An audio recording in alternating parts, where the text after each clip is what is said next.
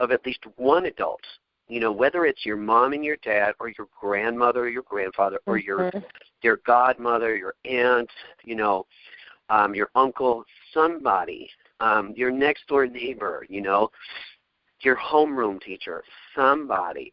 If there's at least one or two people in your life who you can be authentic with and just get loved on, then there's so much of a better chance for you. And I think that's one of the biggest reasons why we're doing what we're doing, even for the queer and trans educators out there. They're so isolated, and they're shamed into thinking that who they are is an interference in the classroom.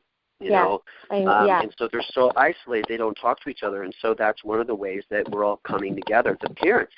And I want to say, first of all, that if you are a parent of a trans youth or a queer youth, whoever, or a gender fabulous youth who, you have a boy who likes to wear, long hair and pink and dresses, and who knows, Jen Slipakoff and a group of other parents around here are very connected on Facebook, in a messenger group especially, and they all look out for each other. We have lots of families around us who are willing to support your family in what you're going through, as well as there's a list of resources on PrideSchoolAtlanta.org.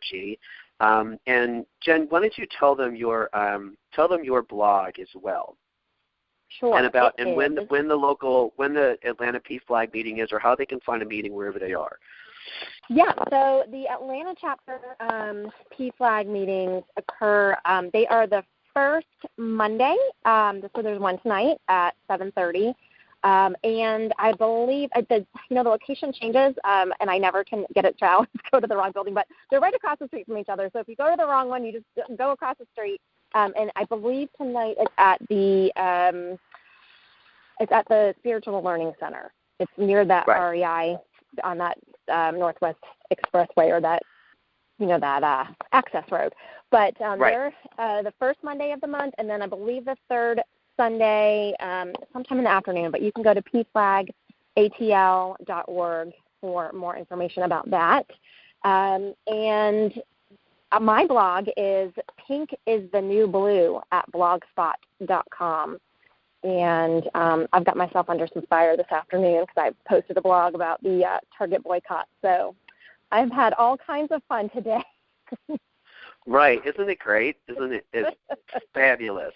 I love it. It has been, I have to say, the good has completely overshadowed the bad. I have had people come out of the woodwork that I never would have expected. So that has been awesome. But I still took my lumps, which is okay. I checked it. I didn't get a message back. Hold on. I'll see what Julie said. And, folks, that was me being on duty, too. So, because that's what we are. We're parents first, right? I was to say, and I'm about we're people and parents. Here, and you've got to pick yours up. Yep. And that's how we, one of my kids is gender fabulous, and we're dealing with the interesting intricacies of what that's all going to mean in our family as well.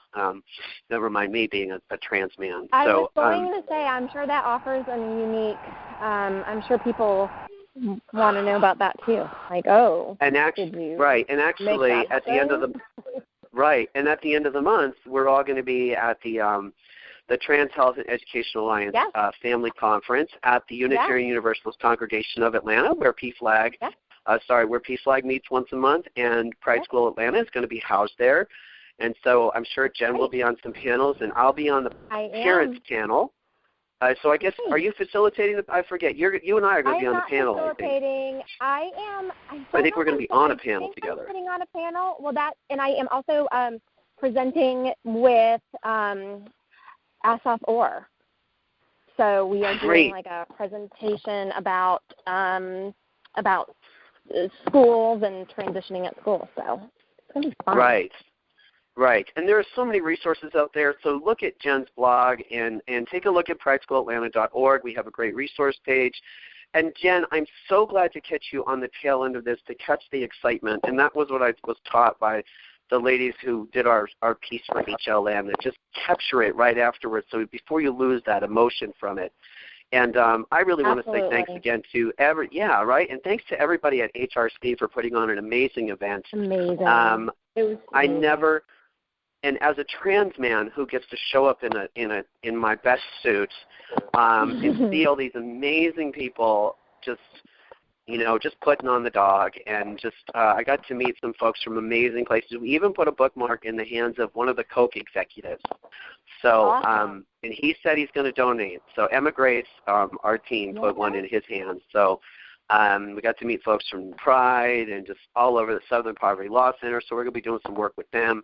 It was so great to be out there, and thanks to Ann and Gulbet who bought our ticket too. And she said you needed to be here, so we were there. Absolutely. And I was so happy to see you there. It made my night. I was so happy to see your smiling face that I knew, and it was just a great night. And I'm so happy to be tied into this community. It's such a loving, wonderful, bright, genuine community, and I'm so grateful for it. Yeah, and we've both got to go back on duty, so I'm going to say thanks, Jen, for joining me. Thanks, and you guys can find, absolutely. And there goes the dog, so that's my cue. All right, there you go. Thanks. You guys take it easy, and big hugs to the rest of the family, okay? Tell your husband it was nice meeting him last time. Tell Allie we said hi. Say bye to Carter. Bye, Carter. Bye, Christian. And that's Pride School Atlanta QEd signing off. Tune in and share this post if you would.